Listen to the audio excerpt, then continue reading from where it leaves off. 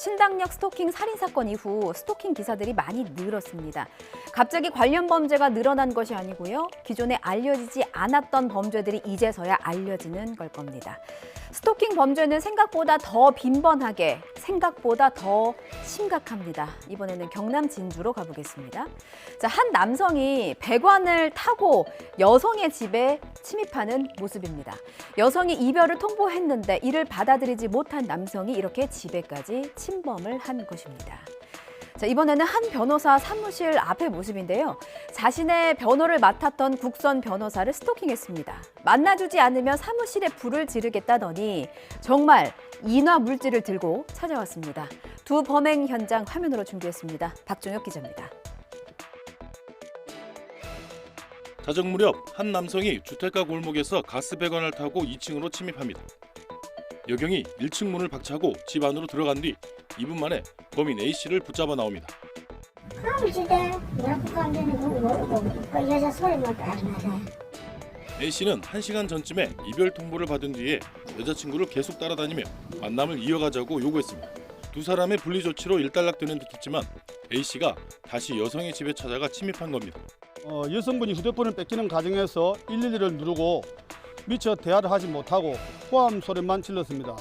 112에서 그 고함 소리만 가지고 코드 제로를 발령하였고, 한 변호사 사무실 앞에 기름통을 든 40대 B씨가 들었습니다. 지난 2014년 자신의 국선 변호를 맡았던 여성 변호사에게 만남을 요구하며 지속적으로 전화를 하고 문자 메시지를 보냈습니다. 만나주지 않으면 사무실에 불을 지르겠다. 어디서 기다릴 테니 나오라는 내용이었습니다. 출소 후 문자 메시지와 사무실 접근 등으로 스토킹을 한 범죄입니다. 스토킹과 같은 사건이 일어났을 때 피해자의 명예가 훼손되는 사례를 자주 목격합니다.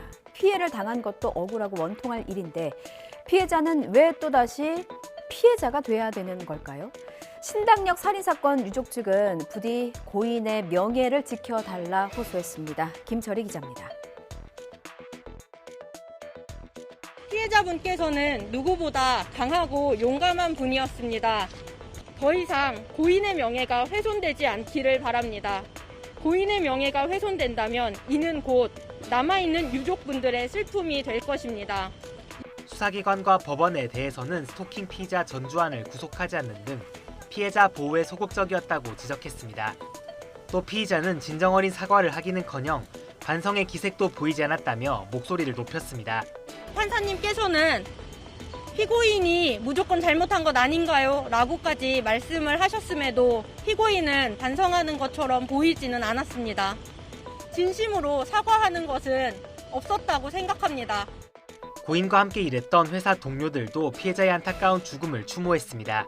서울교통공사가 이런 문제에 대해서 어떠한 해결책도 시스템도 없다는 부분입니다.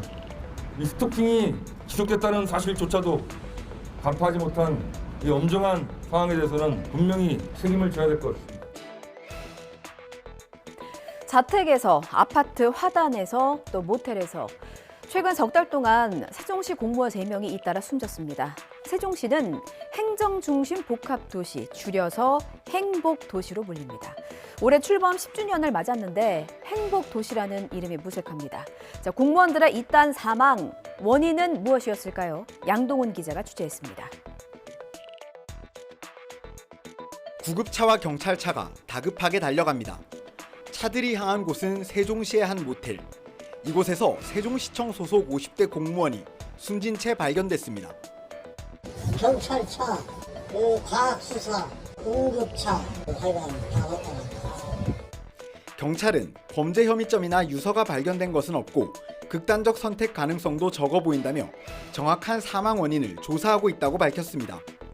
그러자 세종시의회 의장은 과중한 업무가 하나의 원인이라며 대책 마련을 촉구했습니다.